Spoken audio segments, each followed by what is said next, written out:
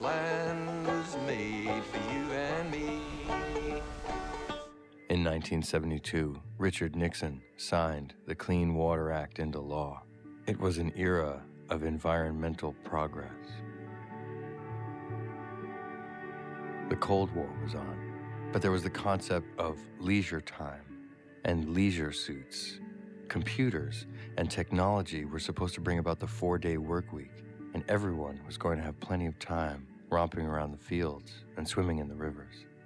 In New York City, they were building this, but 100 miles upriver in Milanville, Pennsylvania, on the banks of the Delaware, we were building this.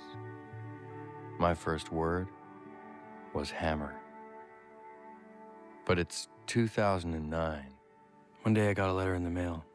It was from a natural gas company. The letter told me that my land was on top of a formation called the Marcellus Shale, which stretched across Pennsylvania, New York, Ohio, and West Virginia, and that the Marcellus Shale was the Saudi Arabia of natural gas. I could lease my land to this company, and I would receive a signing bonus of $4,750 an acre. Having 19.5 acres, that was nearly $100,000, right there in my hand. Could it be that easy? You've probably seen ads on television hailing natural gas as the clean-burning transition fuel. American shale basins contain an ocean of natural gas. What I want is to use our resources in America. It's cheaper and it's ours. It's ours. What would it mean if the United States and the rest of the world adopted natural gas as the fuel of the future? We've cracked the code for natural gas supply. And what I didn't know was that the 2005 energy bill pushed through Congress by Dick Cheney exempts the oil and natural gas industries from the Safe Drinking Water Act. They were also exempt from the Clean Air Act, the Clean Water Act, the Superfund Law, and about a dozen other environmental and democratic regulations.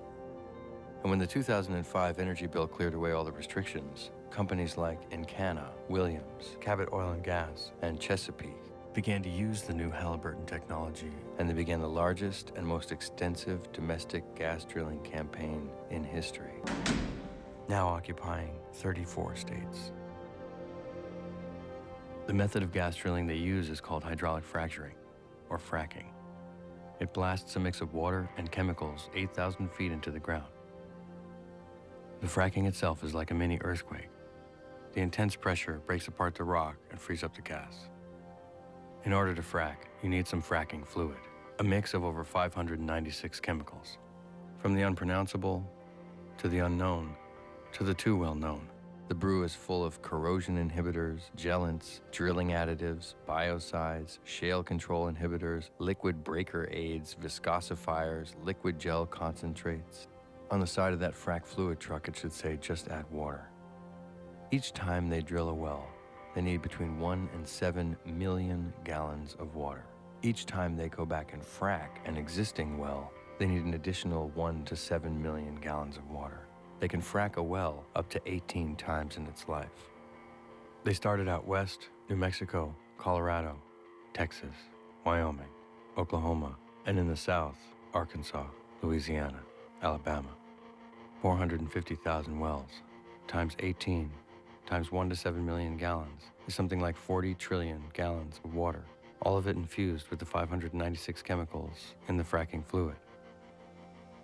And now they're coming east.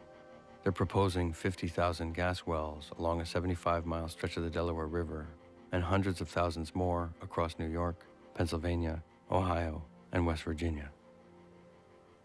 From 1972 until now, my whole life, all this has been protected.